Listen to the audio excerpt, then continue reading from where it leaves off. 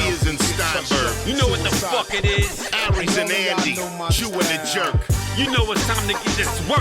The real raw, gutter, uncut cocaine. No political corrections. Always sleep. Fuck being awoke. We discuss politics and jokes. Scribe, we lit. There's levels to this shit.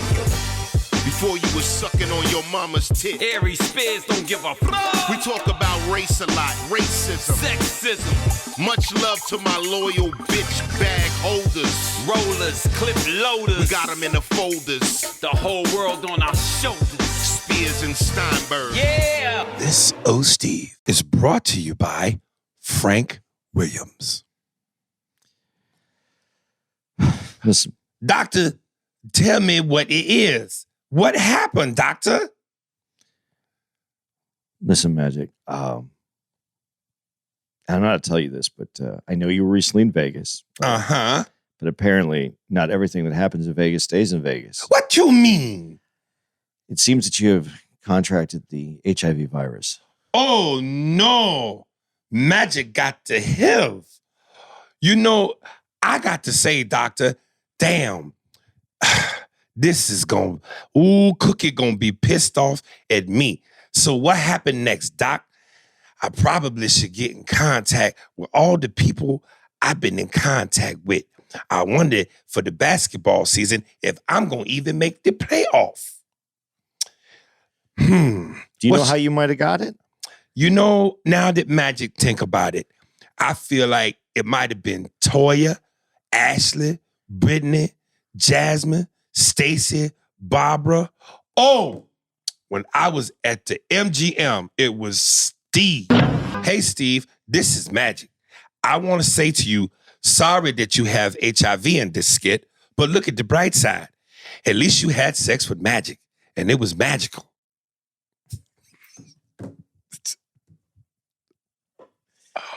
I don't know if I like this one. I like it. I know you do. I like it. I don't know. I think the timing, especially when the music comes in, It'll be good. yeah, Okay. it'll come together. All right. And it was just Steve. There was no Steve. Yeah. Well, Magic leaves off letters and words Okay. because he always goes, you know, it's important that when you get to the playoff, he forgets S is needed. So, yeah, he would have forgotten. He's doing a lot more interviews now. He's got it down. Yeah.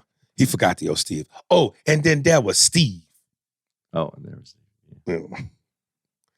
Who do we need here?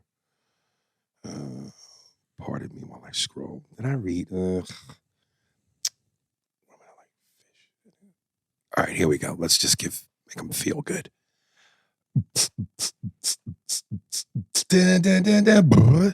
Tears in the bathtub. Kolsch K.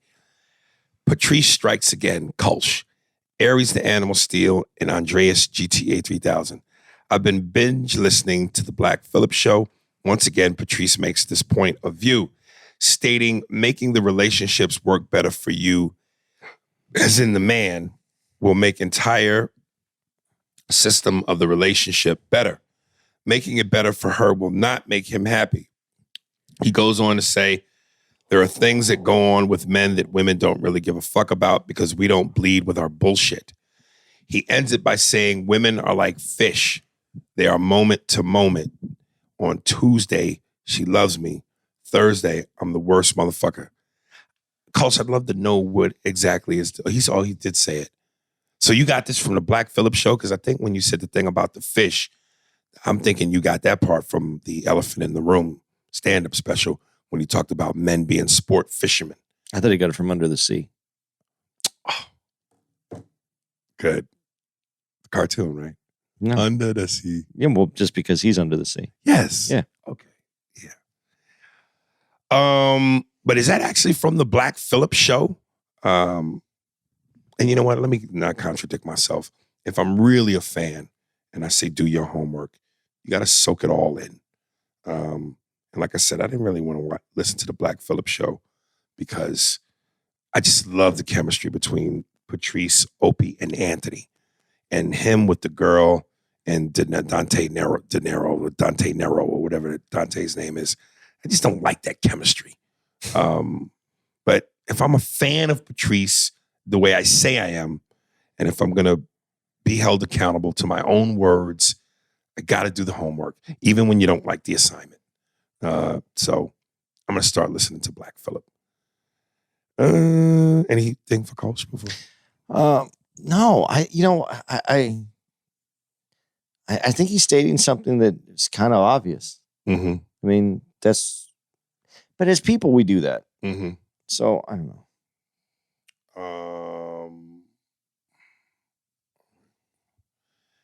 Corey Vaughn. Oh, I didn't. Pardon me. Tears in the bathtub. I had to give it the ending. Yeah. Corey Vaughn. First time, long time. Aries been a fan since the jump. I have a question if you have the time. Well, certainly, sir. I was curious. What was I going to do right now? Go, shit. Corey, I ain't got time. I was curious if you would ever do a Mad TV stand-up tour with some of your castmates. I would love to see you, Artie, Callan, and Deborah. But when anyone asks you in interviews if you keep in touch, you seem to brush it off like you're not cool with them. No, I've never done that. I've always been very specific in my answer. I've always said, we don't see each other much, so it's kind of like out of sight, out of mind. But also, do you see yourself getting a career resurgence since the Lizzo nonsense and the unfortunate attack on you and Tiffany's character? Hey, man, in America, anything is possible. It's the beauty of America. You are definitely on my Mount Rushmore of stand-up. It goes you, Patrice, Chappelle, and Eddie Murphy. And in case you were wondering, I'm a white guy, LOL. Much love, Aries. A lot of assumptions, brother. I have the time, and I wasn't curious. But since hello, white guy. Much love, Aries, and keep doing you. And always remember, keep your head up. Thank you, Corey. Of the Mad TV cast members that do stand-up, I know it's Artie, Brian, Mo Collins, Michael McDonald. Deborah doesn't do stand-up. Oh, and Bobby Lee. Being interesting. I wouldn't be against it. I wouldn't be against it. I wouldn't be against it.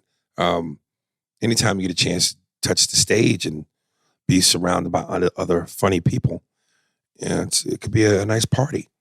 Artie isn't doing comedy right now. Right. Michael McDonald, I think, is a really funny comic. I mean, I would love to see a stand-up. It's good stand-up. Really? Yeah, it's Michael McDonald though. I mean, it's him. It's not. There's no way to say. It's just funny. I like different styles. He has his own style.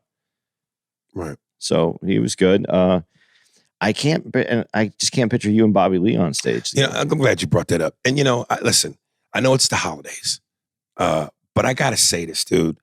And I know maybe even against your in my head inner wishes, you probably would go, don't. But listen, when I watched the Die and Laughing documentary, Bobby Lee's just doesn't fucking do it for me. And here's why. He always comes off like he is trying to be funny, trying to be shocking, trying to be deep, as opposed to people who just naturally are. It feels so forced with Bobby to me.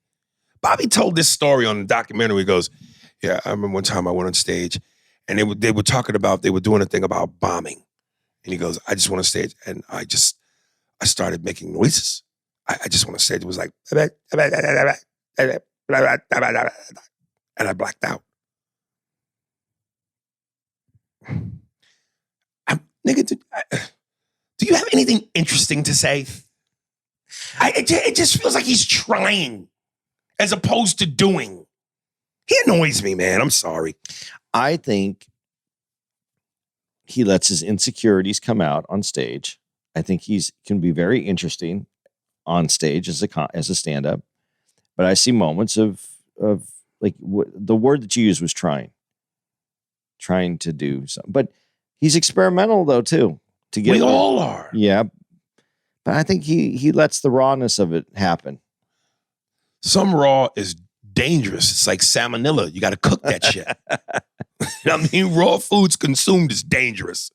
You know, I know that you two, you know, don't see eye to eye. Let's put it that way. That's an easy way to put it. But you know, he's an interesting person in his own right. I just think that you guys got put together in a. I don't. If you guys weren't on Mad TV, and if it wasn't for that, the things that you guys have with each other, you guys would probably get along fine. I don't know. Because, you know, and I'm all for, and I'm in the business of funny. I'm all for whatever gets the funny. I'd never put a rule on what gets the funny because that's the objective. I don't know, and I don't want to use the word hacky, but it's shtick. It just feels like with him, it's shtick. Watch me get naked. Okay? It's shtick. You know, that would be funny just to see you, Bert Kreischer, and Bobby Lee all on stage, no shirt on. The no shirt tour. No shirt tour. Right. What if it was instead of no shirts, no pants? Bobby's fine with that. Oh, he'd be absolutely fine because with that. he just goes because he goes to his underwear. Right. You think a guy could perform naked from the waist down and the audience would ever get past the distraction of it to finally listen to the jokes? You'd have to have a really nice tie on.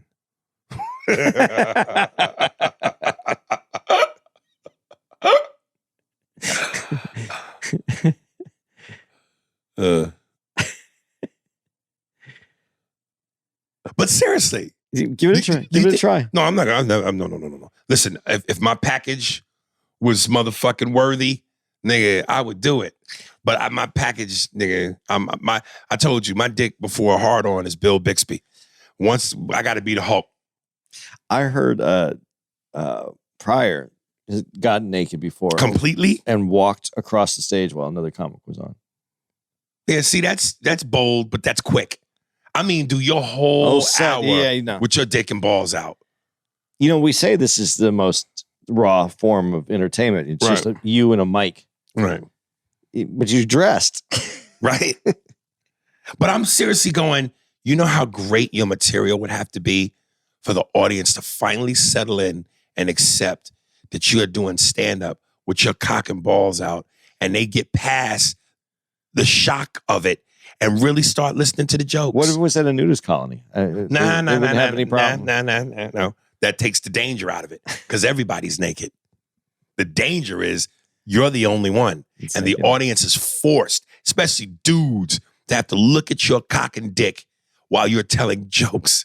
Could you imagine, like, and you just kind of stand close to the dude's girl? Oh, no. Listen, this is the one time where there is a potential fight every other second. Especially if your package was a hammer and you get anywhere near a nigga's bitch. That's the thing. I think if you had a really teeny dick, you could get up there and people would laugh and they'd get past it. They get past it, but if you came with a piece, if you came with a fucking kayak, nigga, that could be a problem. Right? You know, dudes are heckle, nigga. The fuck is wrong with you? Put your fucking pants on. You know, you're right though. Seriously, if your shit was a thimble, yeah, you're the butt of the joke. Yeah, yeah. But if you were bigger than everybody else in the room, if your dick was the size of Mighty Joe Young,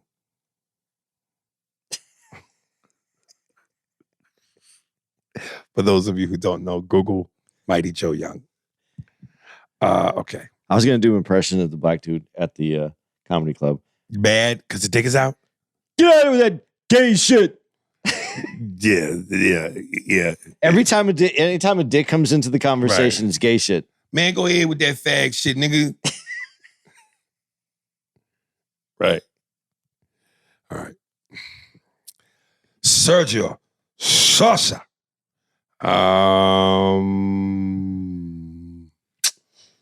Oh, wait.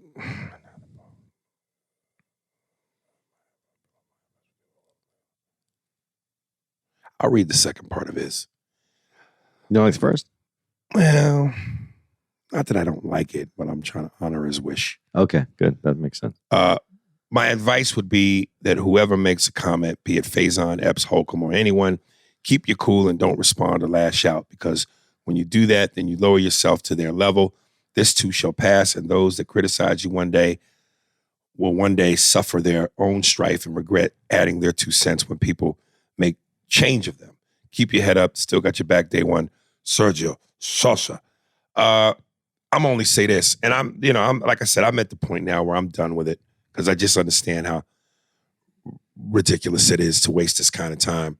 The one thing I saw recently where Corey went at me, and this is where, again, people are even, and I'm glad they're doing it because, again, like you said with Ice-T, it doesn't have to be me doing it, but I'm glad other people are pointing out the bullshit, the hypocrisy, and that he's giving Tiffany a pass and dogging the shit out of me when everybody in the comments was like, nah, nigga, they're both equally responsible. So you're being a hypocrite just because you got a beef with Aries.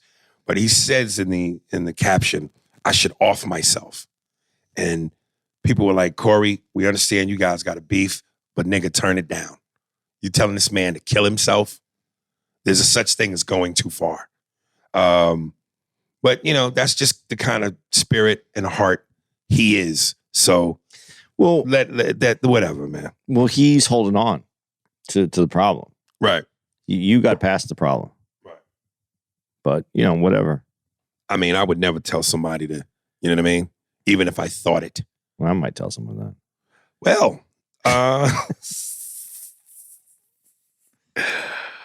William Johnson, Aries Lovitz, LMM. That was a funny mistake. Aries Lovitz. That's all he wrote. I like that one. That's another Dahmer piece in me. Yeah, there it is. Aries Lovitz. Hi. Why? I'm smart. What if I just, when I burped, that was always what it was. I'm smart. Somebody I just ate. Hi. Aries Spaz. Yeah. Renee Grant, loyalty. Hey guys, hope all is well. Just want to shout out Andy. I want to read this for standing 10 toes down. That saying 10 toes down, something about that is weird to me because technically you're 10 toes flat. If you were to put your feet 10 toes down, yeah, but it's like you're doing this. Like you got San Francisco wrists. But isn't it like thumbs up? So that's why it's 10 toes down? What do you mean thumbs up? A lot of people go thumbs up, so. But I don't know that there's an association with thumbs up. I know, yeah. You know what I mean? I know 10 toes down is to say you're all in. Like you are 10 toes down, you're all in. But my visual on 10 toes down is 2 feet arching. So your feet are pointing down. And it's very saucy. There's a zestiness to 10 toes down. When technically, again, your feet are 10 toes flat. Straightforward. Yeah. Giving you direction. There you go. Andy, you are a part of a rare breed, even with the dysfunction of your brain. LOL. I love it how sometimes people make you out to just almost be a retard. Dude, I do a lot of fucking on the edges kind of stuff. You are a real dude, and I love you for having my guys back during the storm. I appreciate you and your comedy. You are truly funny. Good luck in London. Be safe out there. And I can't wait for you and Aries to come back to Jersey. Does he have to be safe in London? It's not really a, Yeah. Hey, bloke, give us your wallet. Give us all your goods. No, you got to worry about being stabbed because they don't have guns. So they stab people. I thought that was nice that they sent that because, I didn't even think about that till right now. What? I heard, what happened to Gerard. No one ever said, "Hey, way to stick in there." That's what my point was, man. That nigga and damn, immediately. Not even a trial and error period. Let's see how it goes. He just went, I'm out. Yeah, but what was funny, and I think I've already said this on the podcast, I didn't ask you anything because I knew. Like, you already knew. Like, I know you. Yeah. There was nothing to say. It was like, all right, let's go. So not a good look for the black delegation, nigga. Well, like I wasn't going to say, since you said that, the way some people came out. Some black folks turned their back on a nigga. Quick. Or as Stewie would say, quick. No, cool. Who? That Stewie character has a little whip to it. Quick. Who whip? Quick. Who whip? You mean who whip Brian? Who Brian? Quick. Pancho Z, the God/Obama debate. What up, brother Aries? This is Pancho Z again. Look, the way you feel when black people ask, what did Obama do for us, is the way I feel when you ask, why can't God fix all our problems? Look, I get why you are confused, why God doesn't save everybody from danger. But look, trying to explain God's actions to humans is like trying to explain how a television works to an ant. I got that reference from the Bill Maher movie, Religiousless. Look, I don't have all the answers, but look, God created, goddamn, I'm looking, nigga. God created the heavens and the earth. There was 1 out of 400 trillion odds that every human being faced in order to be born. Just think about that. We faced 1 out of 400 trillion odds to be living right now, and we have a whole life to become whatever we want to become. And if God helps us or doesn't help us along the way, it doesn't matter. He made us. He gave us brains to think and bodies to work and earn a living. And if God is the owner of the team of life, then we should go out and win some championships. Okay? Yeah. I like the perspective. I mean, you can't explain God to us because we can't understand any of this. And in the game of life, not everybody wins championships, right? Yeah, my dad must have had some weak ass sperm though. Why? Because I wish he could have had, I just would have liked to have been a little bit more focused, more like astute, a little smarter, a little quicker. Mm-hmm. I take forever. A little better. I wish my dad had the genes to produce a huge cock so that my cock was big. You know what I mean? One time, my best friend Ish, he told me when he was growing up, he's like, one time I remember seeing my dad in the bathroom out the shower, and my dad's dick is huge. I just was like, damn, man, why can't I have? Do you think you were a little kid when you saw it? What? Your dad's dick? No, he said he saw his dad's dick. Oh, his dad, and it was huge? It was huge. Yeah, but is that because you're a kid? Because remember when you go back to your like elementary school, how it looks small, your bedroom looks small. I'm gonna edge out this conversation. Everything looks small. Everything looks huge when you're a kid. I'm gonna edge out of this conversation. Probably was a small dick, and it was just that he was a little kid. Given the circumstances, I'm gonna slide up out of this conversation. Well, I'm just saying, everything looks bigger when you're little, and then when you get bigger, everything is smaller. Terry Bow. Episode dealing with the honeys. Great show, fellas. Missed the show in Steinberg as I didn't want to attend without my son as he had COVID. Guess I get to pocket the 40 I'd have had to spend on eats while they're not including the tip. It'll go towards the next show then. Anyway, as far as my tops in each race per se, white.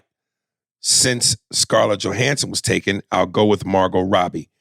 Let me stop right there. What do you think about Margot Robbie? And I think she can be sexy. I think in Wolf of Wall Street, she was very sexy. But again, this is where you and I will go our different ways. She's very sexy. But then there's no extras.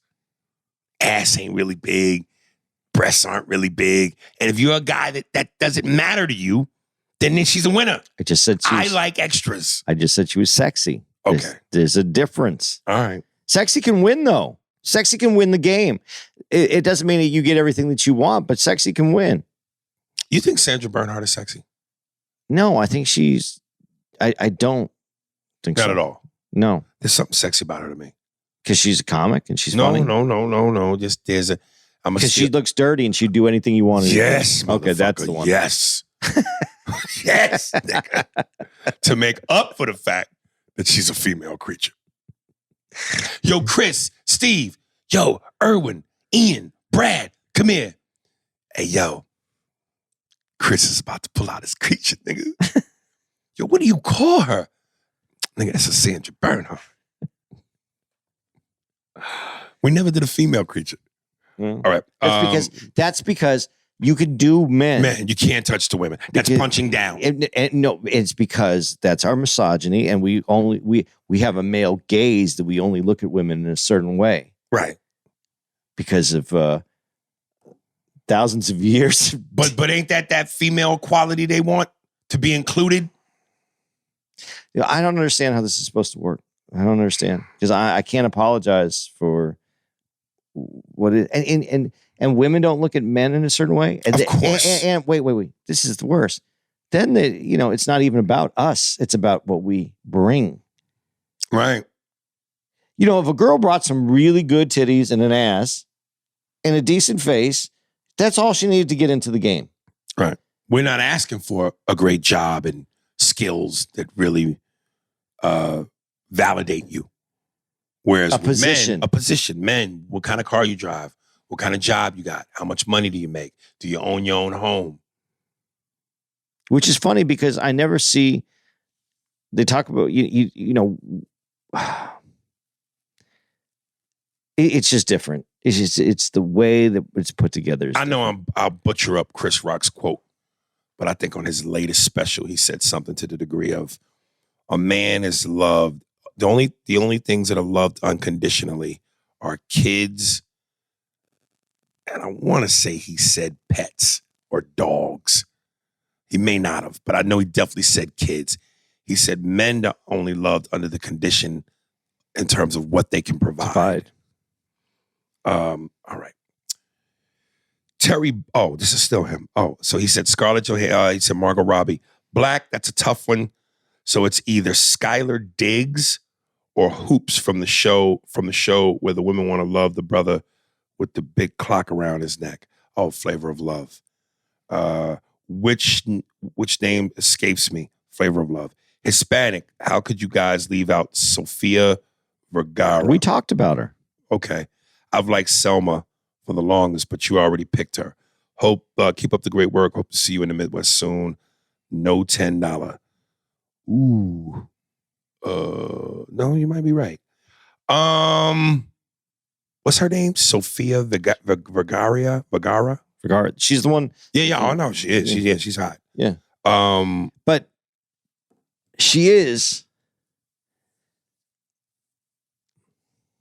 Maybe this is a white guy thing. White guy eye. Her features aren't very dainty. Like They're a little more strong. strong features, you know what I mean? Yeah, who do we what was the White, black, who? no the Hispanic. Yeah. Well, Selma. it's very Soft. softer. There's nothing wrong. I really like her, but I'm just saying, feature wise, Is it a plus or a minus for you? I personally like softer features. Okay. That doesn't mean I don't see the beauty, What? but a little softer features is nice. So I'll never walk in a room and catch you in bed with Leslie Jones. Probably not, Okay. unless she grabbed me by the arm and drank. No, you know who I'll say someone who a white woman who She would grab you by your ankles and drag you into the bedroom. I'll tell you who a white woman that people find very beautiful, but she has very distinctive kind of, I think, hard features, and I think she's still pretty. But I mean, Who now I'm going to forget her name. Who is Ben Affleck married to? Jeez, and I love her. And I love her. Oh my goodness, this is killing me right now. Jennifer or something? Yeah, Jennifer. Is it Jennifer? What the fuck? I love her, dude. What, I'm not even gonna look at it. She has harder feet. You know, No. Yeah, that's a white guy's eye. She has the jaw. She has the. Oh, I don't see that at all. Yeah. Okay.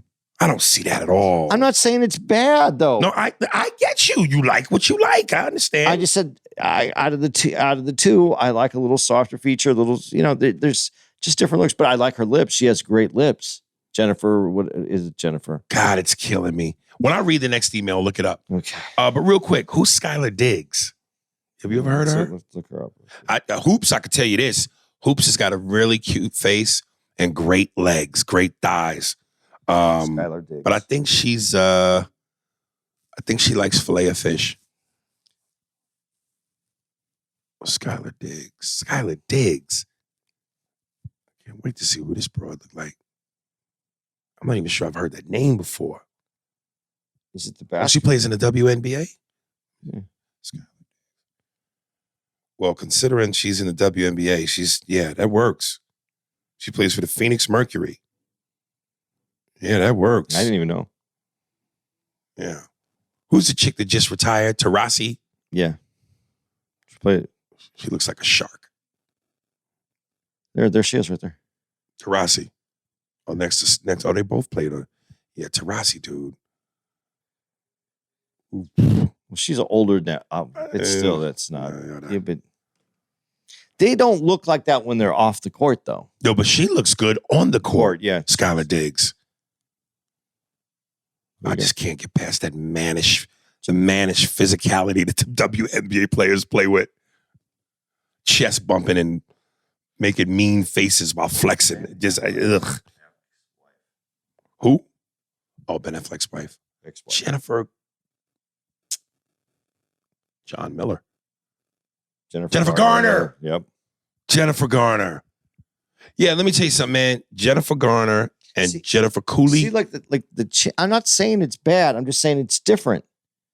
Nah, son, she's a dime. I did. What am I saying? Stop saying it like I'm saying it's a bad thing. I get it. You like what you like. Yeah, but I didn't say I didn't like that. All I said is those are harder features. Okay, you see harder. I don't. Yeah, well. Yeah. Yeah, I'm not mad at your picks, dog. Especially Skylar Diggs. Now you have someone new. Yes, but again, I have to see her play. Will you like the WNBA more if she's decent and she looks good? Nah, man, because to me, a woman is not supposed to physically maneuver like a dude. Okay. And then women maneuver like men. But you have no problem with tennis players? Serena Williams doesn't do that.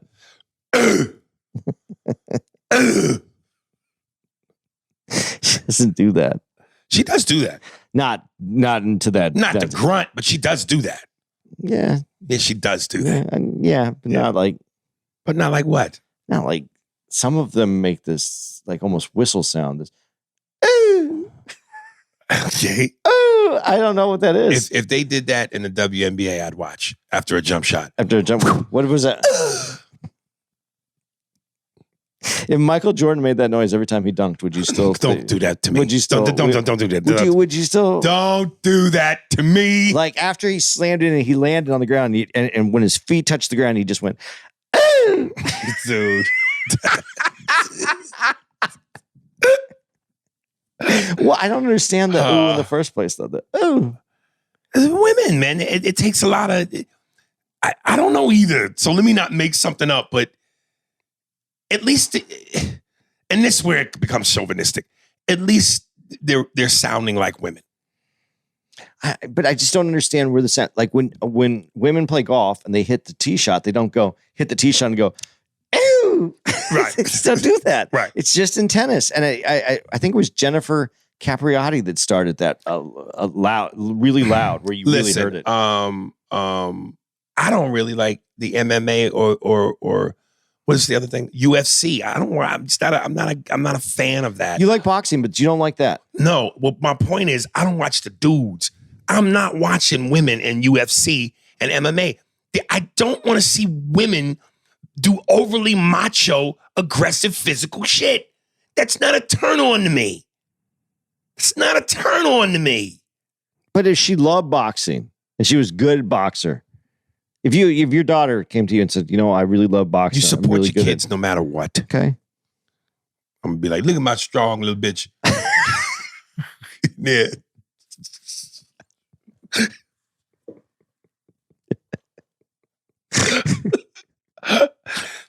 Listen, like I said, Layla Ali, when she cleans up, is a beautiful woman. But when she talks, you hear it. And my dad, and I got a lot of my skills from my father watching him box. That bass in her voice, ugh, that is not sexy to me. And when she says, if I'm her husband and she goes, I thought I told you to take out the trash. I don't want to feel like that. Like I'm being reprimanded by somebody who might knock me out. Didn't I tell you don't put that top dish on the bottom of the dishwasher? It's time to go to bed. Shut the TV off. Cut the light off. Turn the other way. Baby, can we please doggy style on your side? Those are your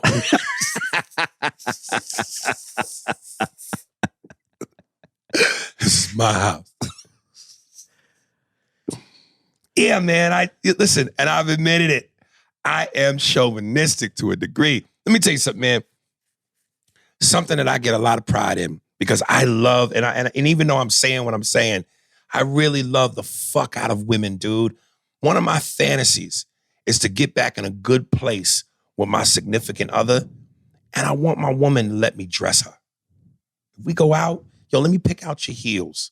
I want you to put this dress on, put this skirt on. I want to take her shopping, and I want to sit and watch her try on clothes and purchase them for her. You know what I mean? Yeah.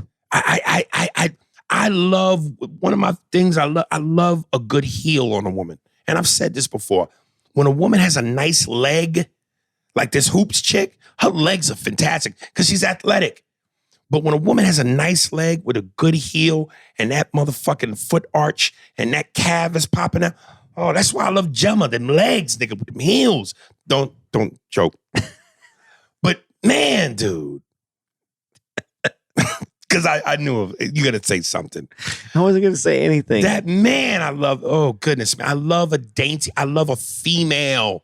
I love femininity. When a woman owns her femininity. I love that shit. That's why women in sports doing rugged shit, I don't. That leg is not feminine on her. Gemma? That leg would have got Dahmer excited. No, because Yep. No, because it was on a woman. He would have made the change for that leg. That son. leg, he would have went, that son. leg. I hate you sometimes. I didn't feel like a whole meal today, so. You asshole. You're an asshole. One big leg. That's a lineman leg. Nigga, make the tackle. Yeah, go ahead. Make the fucking tackle. Go ahead. Ugh.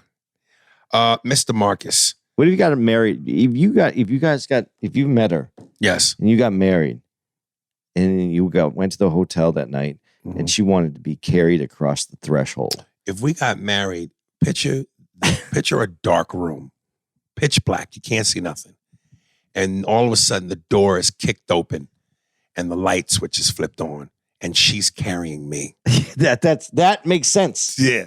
And I think that finally described. That's what I want. Let me tell you woman. something. I need a girl that I know that I could pick up and carry. Let me tell you across the something. threshold. I said this before. I don't eat any woman's snatch because to me, pussy is like escargot. You don't eat any, or you just don't. Or you only select it? I'm getting to it. Okay. Pussy to me is like snails. It's an acquired taste, but I can only taste it or attempt to taste it if the shell, meaning the rest of the body, looks a certain way. But what I do when I do get ready to eat pussy, the thing that excites me, there's a fume that exists around the pussy before you physically touch it or taste it. There's a fume where that fume gets me more excited just before I taste it and touch it with my tongue. Because that fume, there's a potency in that fume, if you know what I mean. Like when Al Pacino describes in, I think it's the Ocean's 11 movie, or whatever movie, craps. The excitement is in the roll, just before the dice hit the table. Not when an actual number comes up. It's when it's rolling. That's where the adrenaline rush is, before it stops. When I get near the pussy and I could feel the heat and the fume tickle my nose hairs. Damn. I feel it in my body, like my organs are shaking. So you'd rather go home with your girl after you've been like out at night, right? Dancing, getting sweaty. She looked good, and as you turn around, so her backside is to your front side, and you get on your knees and you slowly, especially if your girl got an ass. This is what's great about black women and Hispanic women. If your girl got an ass and you peel them panties over that hump and you get them just below the bottom of the cheeks where the top of the thigh connects, and you could see the taco, and you put your nose right in that space. And you inhale that fume and that heat. Oh, if that don't get your dick hard, come on, man. Come on. Now, if you got a bad taco and it's like smelling salt on a boxer and you yank your face away hard, that ain't good. But when you fucking... Shit. So she came out fresh out of the shower. You don't want that. You need... No. Fresh out the shower is good too. Because what happens is, the hotter the water, that the steam and the heat from the water, her skin is hot. Yeah. And when you feel that, the hot skin and wetness drip down your nasal passage. Oh, God. Oh, Andy. Oh, man. It makes my knees weak, dog. Don't breathe in like that and say Andy again, ever. Just never do that again. Oh, Andy. Don't do that again. Okay. All right. Mr. Marcus. Andreas comedy. Motherfucking Andreas. Don't forget the hard R roll. Real quick, my brother can never be referred to as Andy again. Real quick, my brother can never. This is why fucking punctuation matters. Black lives and punctuation matters. You had a run-on sentence. That's your shirt. What? Punctuation matters. Punctuation matters. Right. Real quick, my brother can never be, like, real quick, pause. My brother can never be referred to as Andy again. Your name alone is and that's how I get pussy. While watching Ribisi and Sneaky Pete. Ribisi? Yeah. Giovanni Ribisi. There is no more of an Italian name than that. Giovanni is very Italian. Yeah. And so is Ribisi. Mm-hmm. I could see Andreas doing a show similar. It's a dope series. He's a con man with more getaways than the Queen of South, which I actually didn't like. What? I just heard... You're with him. I know you are. I just heard Ep 287, Chariots of Andy. I think based on current times, Aries, I want to give you a chariot and pat you on the back, my guy. If Steve could play that Chariots of Fire for you, your consolation prize. 2 fat bitches and a 4 for 4. Nah, 2 slim bitches and a Fitbit watch. I don't know. Hope it works. Stay blessed, my brethren. Have you seen Sneaky Pete? I've seen a little bit of it. I haven't seen it. I want to see because I like him. I think it takes place in London, right? Yeah, I guess so. Okay. He is a great actor. Giovanni Ribisi is a beast. The fucking what we watched, the Godfather thing. Yeah, but he was even in Friends. Right. And he played this goofy ass character. And the way he stayed in character and the way he did everything, unbelievable. Now let's go back to Dwayne Curse's email when he talked about funny moments by underrated dudes. And before I say the scene, I forgot. Let me give that award to everything Jason Bateman. Yeah, that's true. Everything Jason Bateman. But specifically to Giovanni, again, dramatic and comedy. Two hard things to pull off, especially if you're doing comedy and you're not a comedian. Fucking, of course, the Godfather thing that he was in, playing the mobster. And dude, fucking Ted, the Mark Wahlberg bear movie. Yeah. I think we're alone now. When that motherfucker is drinking that juice at the sippy box and gyrating to, what's that singer's name? Debbie Gibson. I think we're alone now. Nigga. To commit to that character. Man. And people got to understand, it's one thing because you're seeing it. There's a whole crew and you're going to make a total fucking ass of yourself. Man. You are committed to that character to get deep into it, to get into that fucking place. Right. Where that isn't, nothing else matters except getting that right. Right. Yes. Again, dude, now that I've fucking remembered, fucking Jason Bateman, dude, and fucking Vacation, that movie Vacation, the Faison Love was in, along with Vince Vaughn. And again, my man Vince Vaughn and with their wives, right? To fix their marriages. Yeah, on the island. And my man, who I forget his name, he was in Swingers. He was with Vince Vaughn. You know who I'm talking about. He played Iron Man's driver. Yeah. I can't remember his name. Jon Favreau. And him, Favreau, and Vaughn are in the steam room talking, and it's like gay innuendo. And fucking Jason Bateman walks in. He's standing there. He's hearing this conversation. The way he just slams the door and the face and am I interrupted? The way, again, he delivers sarcasm and wit in such a sharp, subtle, and sometimes not so subtle way. Jason Bateman is the man when it comes to that shit. I'm going to use the word soft again. The way he puts his lines out there. Yes. It just floats. Yes. It isn't. It floats with weight. Yeah. Yes.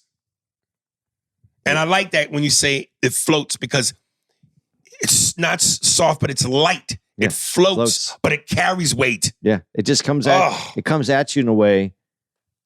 Yeah. It just comes at you. I got to say now it's coming to me now. I got to say who else I got to give that to? Ryan Reynolds. Ryan Reynolds is another one. Comedically, wit, sarcasm, float with weight. Those movies, those two sequels he did with Sam Jackson, the bodyguard's wife or husband or whatever that is. Man, my favorite movie, one of my favorite movies with Ryan Reynolds, Waiting. Oh, yeah. But man. That's a different kind of movie. Right. Because he's not playing necessarily the straight man in that. He's not the straight man in that. But he is the heartthrob lead. Yeah. In the movie that you're talking with Samuel L. Jackson, he's straight. That's these guys. The straight guy is so hard to play. Because you have moments and you have to be able to the way that to be funny without purposely being the funny guy. Not taking and that's how you get the scene is by not taking the scene. There you go. That's why when Andy and I eventually get around to talk about Let's Do It Again, Bill Cosby and Sidney Poitier. Sidney Poitier is the most dramatic motherfucker on the planet. Matter of fact, I think the only comedies he's ever done were the Bill Cosby movies. But for a dude to be so straight and known as a dramatic force, he's funny. He's fucking funny. And what I love about it is, if he had any insecurities or doubts, look who his teacher is, his co-star. Yeah. Bill Cosby. That's better than a director. You got a guy guiding you to go, hey, do this, say this, pull back on this.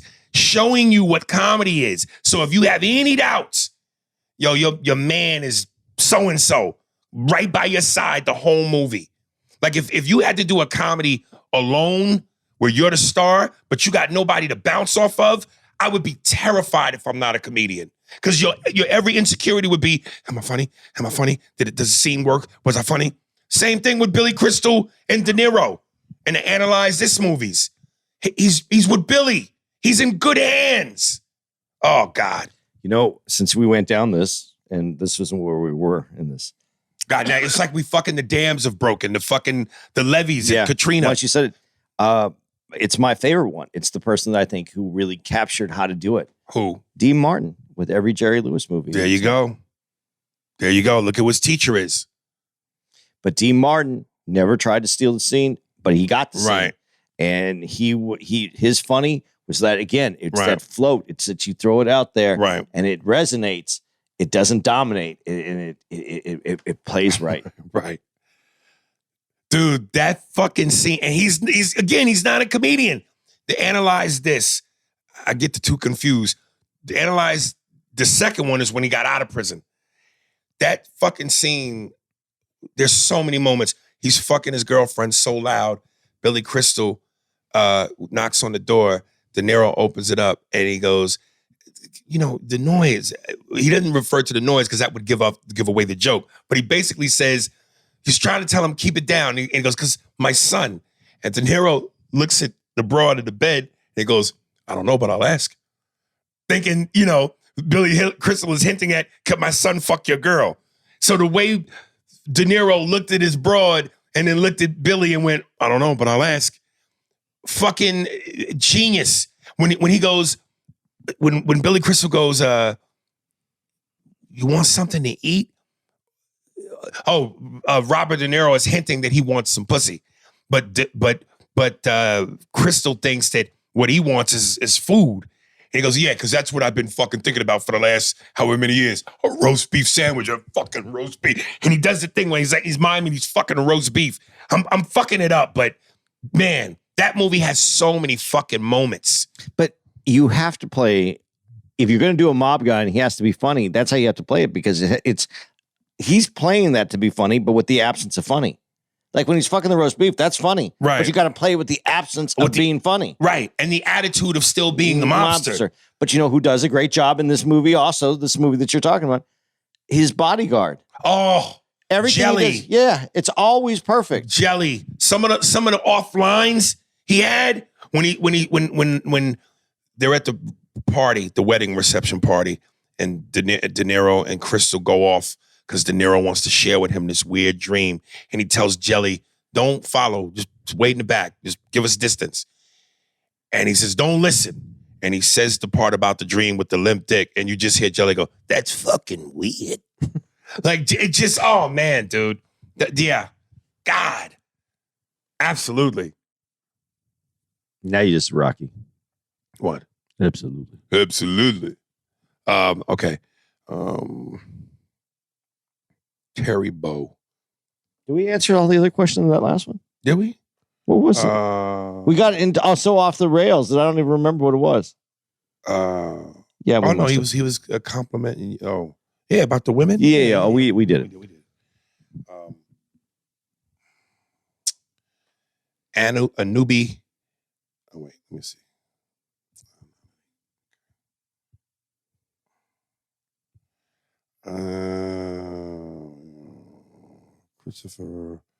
Christopher Cornute. Christopher Cornute. Send to your Instagram as well. Positive vibes. Yo, Aries, positive vibes. Fuck the haters. The lengths these people will go to try and ruin a motherfucker's career is ridiculous. Everybody that rock with you already know what kind of person you are. Comedically, you got to test boundaries, and sometimes the shit don't work. Who give a fuck? Motherfuckers is wildin'. I just want to make sure that you hear from your fans, because I know the haters are loud right now.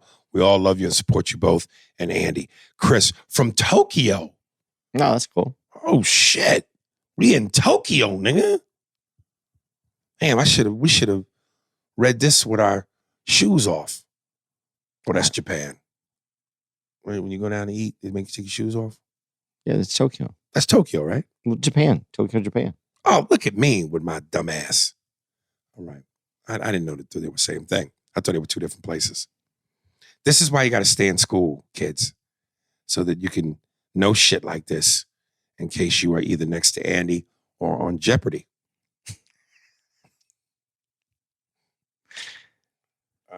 What is Tokyo, Japan? All right, let me try to read this one more, but this is specific. I want to find this person because I've been putting this off and I don't want her to think we don't love her. Come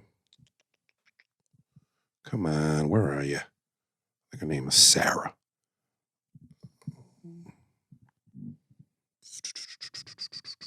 Looking for Sarah. Looking for Sarah. Oh, here it is. Dude, I know this is just out of the blue, but I got to say, and I've seen this clip in several comedy clubs we've been to, and they're playing it here in Nyack. When they do the opening of Who's Coming, not even of Who's Coming, but the montage of comedians on stage. You got Chris Rock, and then they show one. I think her name is Liza Schillinger. You know Liza. You know what I'm talking about? Yeah. She does this Schlesinger. She does this move in the clip where she parts her legs and then she shimmies from left to right. That scene makes my dick hard. Her thighs, nigga, the way when she shimmies and moves like that, it's so sexy. I know it's really, if the word is arbitrary. Arbitrary. It's just out of the blue. But every time I see that clip, I'm like, God damn. I haven't seen it. I'll have to watch it. Yeah, she just this thing and her legs part. She shimmies from left to right. She's a lot. She's a lot? Comedically? She's a very nice person. Mm-hmm. Yeah, she just... Dude, I would love to throw it in Sarah Silverman. I would love to fuck Sarah Silverman. I love that you said throw it in. Oh, God. She is hot to me, man. Yeah. Ooh, she's hot to me. Sarah Silverman or Whitney Cummings? For me? Yes. Sarah Silverman. Sarah Silverman or Schlesinger? Is do I have to talk to the person before, during, or after? No. But I still have to look at myself in the mirror. Sarah Silverman. Sarah Silverman or Nikki Glaser? Sarah Silverman. And I know the answer to this one. Sarah Silverman or Amy Schumer? Sarah Silverman. Why even the pause? Because, okay. I got to work with Amy Schumer. When? Once. Really? A couple times. Actually, yeah, it was. And I hung out with her quite a bit because I had to take her to press and stuff way back in the day. And she's actually really nice. And there's some really cute things about her. And there was some things I found attractive about her. Yeah. Really? Yeah. Is this chunky? Yeah. Yeah, when she was skinny, dude, she was, that one special she did on HBO that I think Chris Rock produced when she was totally skinny. Yeah, she was cutie. Yeah. Now, well, she's mom and everything now. A lot of motherfuckers is moms and still right. Different story, but no, there's. I like her pre-biscuits done. And she's very, her comedy can be, she can be pretty aggressive in comedy. I found her to be funny. I know there's issues. There's some funny things that she said that I've enjoyed her. And I thought, she had normal, she didn't hold back. If I asked her any question, she gave me an answer. Okay. So you mean in a personal conversation? Yeah. All right. So.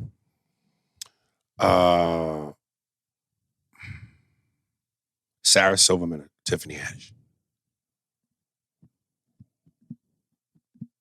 I don't know Tiffany. I don't know Sarah Silverman. I met Tiffany a little bit, talked to her. Right. So it's Tiffany Haddish? It's probably still, I like Sarah Silverman, but Tiffany seems like she could be a lot of fun. Sarah Silverman or Samore? Oh, Sarah Silverman. It's too black for you. I would listen to her comedy and I'm like still sometimes going, what? Last one, Sarah Silverman. She's funny though. I'm not, don't take that wrong. She's just funny though, but she's right. Too much? Too much. Sarah Silverman or Monique? Oh, Sarah Silverman. All right. Because Monique, you have to bring flowers no matter what. You give me that white dick, baby. You know she requires flowers on stage. What do you mean? She requires a bouquet of flowers From who? From the club to do her shows. And I'm the fucking asshole. Didn't she win an award? Yeah. So she requires flowers. Go get yourself an Academy Award. They'll give you flowers. If I ever get an Academy Award, I'm going to ask for something so weird. Eddie Griffin's got the best. Had the best pair for Air Force Ones for every show. Not for the night. For every show. What if I said for every show I want a PS5? You know what would be awesome? What? If he had someone on his crew that came with him, and the dude's only job was to lace up Eddie's shoes like they do. When you first get the shoes, it's always the best lace up. Right. And that's his only job. Laces them up, slides them in, sends them out. Farnsworth Bentley. Sarah Gershom, a loyal bitch badge holder with a very different upbringing. Okay, what's up, Aries and Andy? I'm one of your loyal bitch badge holders. It's my first email, but I've been a long time fan, even before the podcast. I have this, oh shit. I have this horrible picture of me and Aries at the Charlotte Comedy Club. Aries looked fine. I looked a mess. Anyway, got caught up with the podcast months ago. I work so much, I barely get time to sleep. But I am on vacation and closing on a house, which means I've got time to finally send an email. I'm not going to overwhelm you with my first email, but I do want to give you some feedback from a white woman with a very different upbringing. My parents were civil rights activists. My dad sat me down at 12 years old and explained to me that all humans came from Africa. I like this bitch. He explained to me how over 1 million years ago, some human-like people left Africa and went to the northern hemisphere, which led to an evolutionary adaptation that protected them from the cold tundra and food scarcity. Due to the lack of a tropical climate with hard winters, these people lost their melanin, grew longer fingers with hard nails and longer, pointier noses because these people lived in an environment, you've alluded to this, which made them more of a scavenger and less of a hunter and harvester, digging into the cold ground, looking for anything to eat to survive, as well as living off dead things left in the snow, was the way of these people for a very long time. This also changed their brain functioning. It brought a sense of fear, which eventually created a gene that developed manipulative and violent tendencies. Funny how it was mostly the Europeans who wanted to and mostly did take over and depleted the globe for resources, aka colonization, imperialism. People in the more tropical climates were not pressed to take over other territories. I'm wondering if she's saying what I think she's saying. I am not saying there weren't clans in tropical climates that battled with other clans, but as far as spreading across the globe to control the other populations, only the white and some Asian folk did that. In fact, most melanated indigenous people did not even think of the land as their possession, but more of a community or shared land. They understood the importance of taking care of all the clan of the land. All American public school educational books only teach about other countries, cultures, post-colonization, and imperialism. Never have we read a book about Timbuktu or Mansa Musa, or how Africa was far ahead of the globe in melting and forming metals than any other continent. Science and math were created and perfected in Africa. Greek scholars who invented science and math did so after visiting Africa. Think Nas I Can. He does a great job breaking it down. So let's take it from the ancient Roman Empire to the modern American history. We are now in late stage capitalism, which in my opinion has created the falling of this empire, just like how Rome burned down. Capitalism is based in white supremacy. I will happily debate that in the future emails. It's not surprising that being brought up in a home where my parents were anti-capitalism and anti-racism, I went on to get a degree in social work and political science. I took a course in African American history. To be the classic white girl trope, I cried every single day in the class due to the horrors Africans and people of color have endured at the hands of the white man. The professor was African, From Johannesburg, we learned everything from African history before imperialism up to modern day racism, oppression of people of color in the Western world. Many of our American traditions and sayings were adopted from Africans throughout the enslavement of African people. Another point, which I will happily discuss in a future email. Yet there's one common thread. White people did this shit, and only white people can undo this shit. It's completely disgusting to expect the survivors of centuries of racism to change a racist system. I want to do whatever is possible to undo what my ancestors and relatives are doing now. I want to dismantle this oppressive system. My dad played African drums up till he was too weak from cancer. I took care of him till his last breath. My mom broke glass ceilings. It was a strong female community leader who worked to politically fight against racism. I am so grateful to be brought up that much differently than most white Americans. I love the podcast, and I hope it continues on forever. I love the new podcast, Sophisticated Scoundrels, as well. Womp, womp, womp. Just wanted to give some insight for someone who was instilled with the knowledge that my whiteness is not a badge of supremacy, but rather a representation of oppression, that in which white people must change the trajectory of suppression and racism. We cannot expect people of color to correct the same system that afflicts them. Hope this makes it to the podcast. And if you'd like more on what I've touched on, I'll send another scroll/book. No, she said email. Love you both in solidarity. Sarah. Oh, Southern pronunciation of Sarah. Sarah. Oh, Sarah. And then she gives a picture of her family. If that's her, picture of me, dad and brother, my son, who obviously is half black, 2014. Thank you, baby. And I knew halfway into reading it, which is why I asked if she's going where I think she's going. And I'm glad you went there. Thank you for that. It was a history lesson, and it was facts. And it's what a lot of black people have always been preaching, that we are the original man. And I don't want to make this come off like it's, because it's not about any kind of superiority over anyone, but just the fact that our value is there. It's there to be read. It's there to be seen. It's there. If people are willing to dig through the crates and do the homework, and then if they are willing to succumb to that powerful truth without feeling a certain kind of way. My question though is this, and I salute you, because I always say I love it when white people give a shit. I love it when white people take the time to actually do the homework, because again, if you're a human being with a real heart and you have any kind of empathy about you and love about you, there's no way knowing that you could feel the wrong kind of way about black folks. But it starts with having to give a shit, and truly you give a shit. My only question is this, and I get curious about this sometimes. You have a black son, so you have a reason to be invested. Now it starts with your upbringing, as you explain, but I don't, not that I'm trying to make this a factor, but I wonder, well, maybe I'm answering my own question.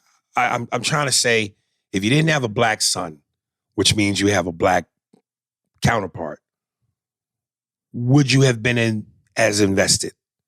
But I think I'm answering my own question, because you said you were brought up different. So with the way you were brought up, you were already invested. You were bred to be invested.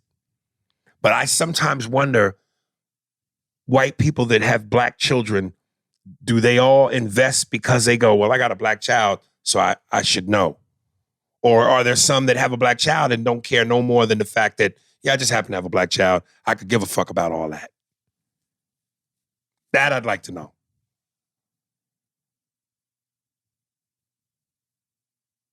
I don't agree with her on 100% on everything she said in there.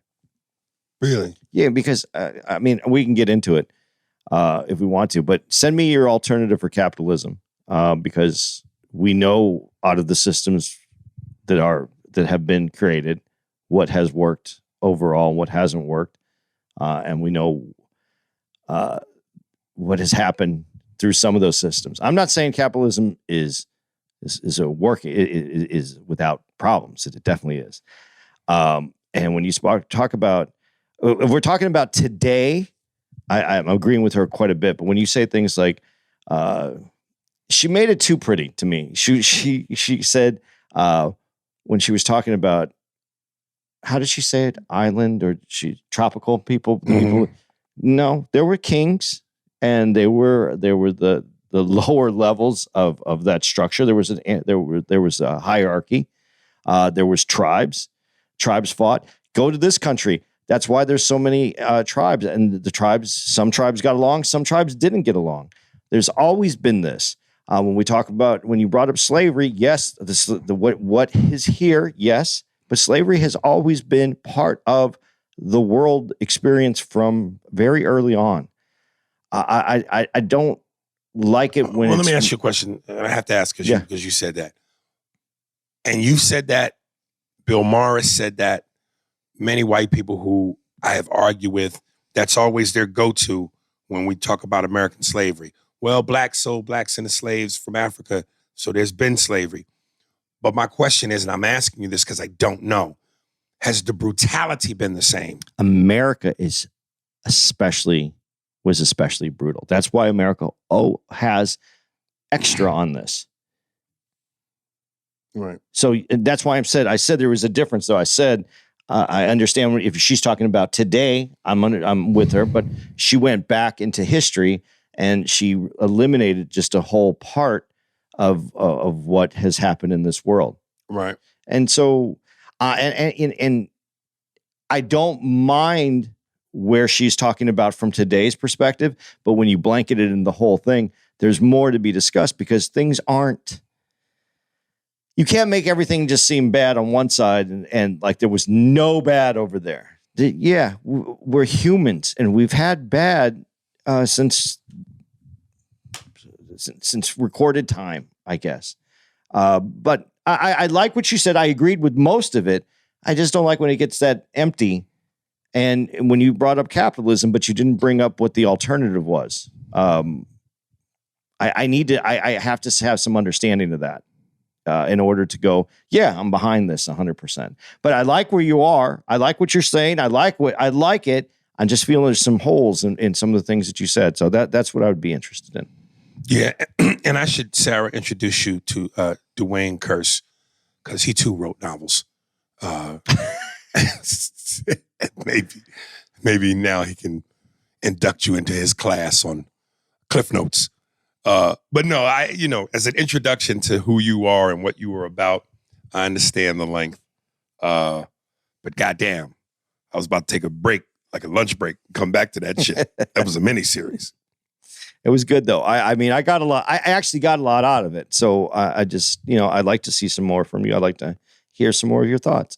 Dude, I remember once upon a time ago in a long distant future, I remember a black girl broke down the whole white people's go-to on blacks selling blacks into slavery. I didn't even bring that up, though. That's not what I said. I said there was a hierarchy, there was kings. Right. And so then there's a hierarchy if there's a king. But my point in bringing that up was that's one of the things that I wish I was truly educated on so that when I ever got into those arguments, I could debunk that shit as eloquently and as articulately and as intelligently as this young black girl broke it down to me, what the reality of it was. Because that's the same kind of, it's got the same energy as when you talk about racism in America, the white folks that go, well, what about Chicago?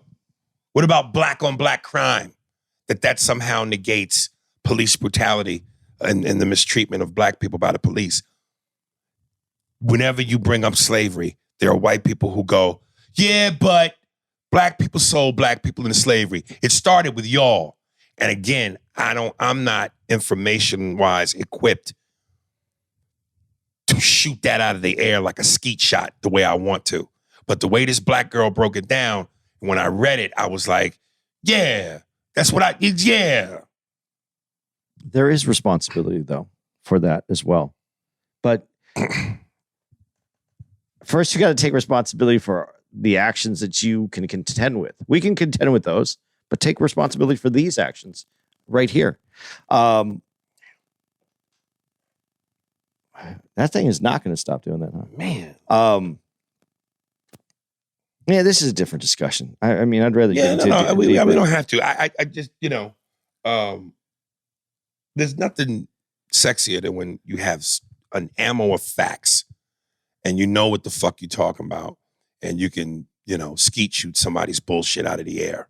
Because the bottom line, and you just said it, rather than deal with the truth, they deflect to some other shit. Else. And it's like, even if there is some substantial validity to what you're saying, how the fuck does that negate this other truth? And that to me is irresponsible. Well, okay, and it is irresponsible because we could talk about, first of all, America wasn't the biggest importer of slaves. Brazil was. They had more slaves. Well, so does that negate any of the conversation now? No, it doesn't. It's what we did here in this country and how it was put together and how it was used and how chattel slavery was put together. This is a whole different conversation. All conversations can be had, but you can't use one conversation to affect another conversation if they don't have any relationship. Right. And so I do really agree with what you're saying there. Police brutality and police brutality. I don't want to go. Let's go. There's another way I wanted to say this. Just because there is dangerous places that are in areas that are mainly black and have had problems, that doesn't negate that there's people that don't. Why would that have anything to do with police beating unnecessarily a black man who's not doing anything that doesn't deserve that? What are those two have in common with them? I don't understand. I don't understand the commonality when anybody would go, yeah, but what about this? Well, that is a separate, it is definitely a problem and needs to be addressed, but it's a separate problem. They're not the same problem. Things that happen at one person's house are not the same problem that happens in another person's house. These are things that we have to contend with. But we deflect, and I like the word deflect. We deflect to something else so that we don't have to deal with the problem that's in front of us. I don't know if this is like the best analogy to some degree, but it's like, if a guy, when there's these mass school shootings or these mass shootings, the same way people that deflect from the atrocities of slavery that were committed by, their ancestors, and to deflect from that and go as though, somehow that we could deflect from that because blacks are the ones who sold each other into slavery. So somehow that negates what our forefathers and our ancestors did. Like, that doesn't matter. Well, it's like, okay, well, if you're going to go there, why blame the school shooter or the mass shooter? Why not arrest and blame the person that sold them the gun? Because if they didn't sell them the gun, they wouldn't have been able to shoot shit up. But they're trying to do that now. Now they're trying to go to the manufacturer, when they sue someone now, they sue the manufacturer, they sue the gun salesman. So they are doing that because no one wants to take care of the actual problems. Okay, but and I guess that's a good thing, right? I don't know. Being able to sue that's a good thing? I don't know. I don't know. Because if it's legal to sell guns here, what law has the gun person broken that's selling the gun? They got to earn a living. And as long as they adhere to the rules that are required for somebody to buy a gun, are they not? Are they committing a crime? Are they breaking the law? But somehow to go, because blacks so black, so forget what we did. Okay, that's almost feels like the same thing to me. It's like, it is the same thing, right? So fuck the guys that shoot up everything. They're not responsible. Let's not hold them accountable because whose fault it really is the people that sold them the gun. That's just bullshit.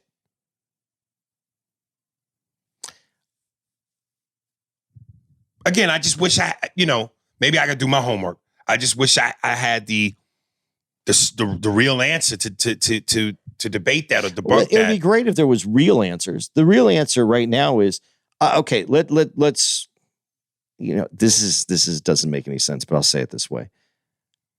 We can take all the history we want.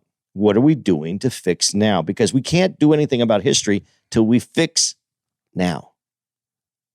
We have to change the way our attitudes and how we work together now So that it's great that you want to tear down a statue because it affects you. It affects people and from history, and it's a problem.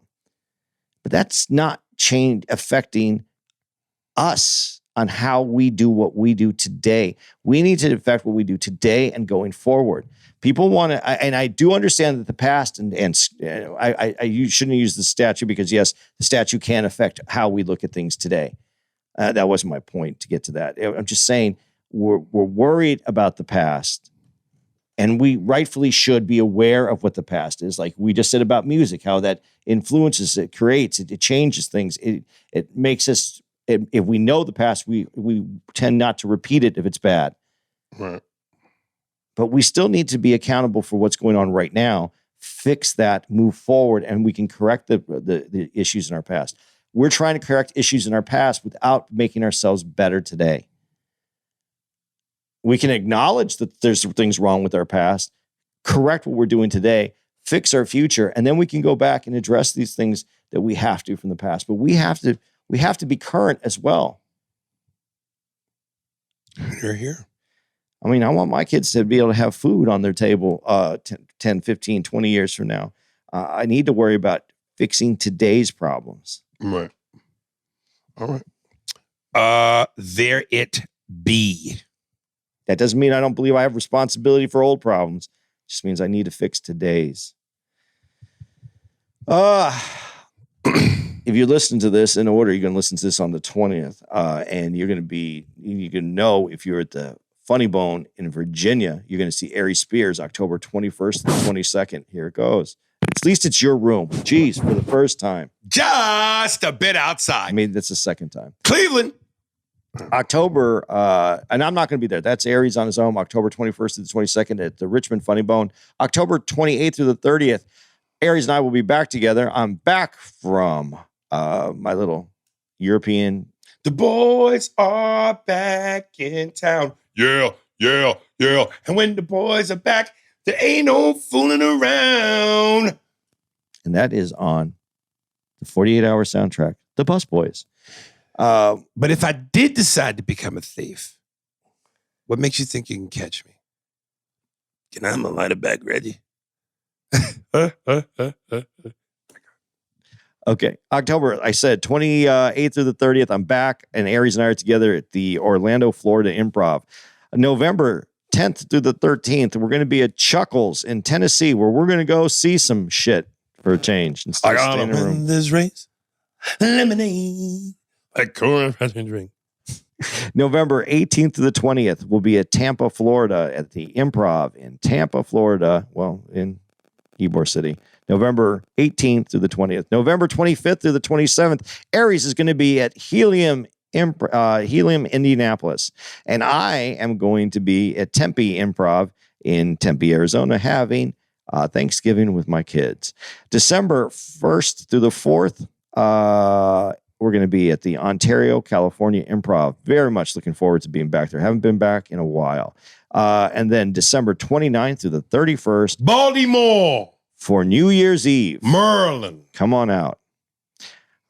Just a big shout out to Helium, Buffalo, New York, January 5th through the 8th. Looking forward to being back there in the cold. I live a life is full. I have a leash, and every baby of the night wants smiling. Excuse me. All right. Epic Blaze. Music for Spears and Steinberg podcast. Steinberg. Sounds Jewy. Yeah. The Aries and Spears and Steinberg. It's really Steinberg, but you said Steinberg. All right. Hey, Aries, this is D Epic and K Blaze. We would like our song to be played on your podcast. Our Instagram is Epic Blaze Me at EPICBLAZEME. Ooh, shit. Ooh. I think the song is called Perfect by Epic Blaze. Is that it? That's it. That's it, God damn it. Next time I take this mic, I'll be back in America. Ha! Living in America. Spears and Steinberg. Thanks for listening to the Spears and Steinberg podcast. If you'd like to know who's responsible for this shit, it was hosted by Ari Spears and Andy Steinberg, produced by Steve Merrick and Anthony Holmes, executive producer, Big Papa, Robert Kelly, and Matt Kleinschmidt for the Laugh Button podcast. For more information on where to find us on the internet, visit spearsburgpod.com.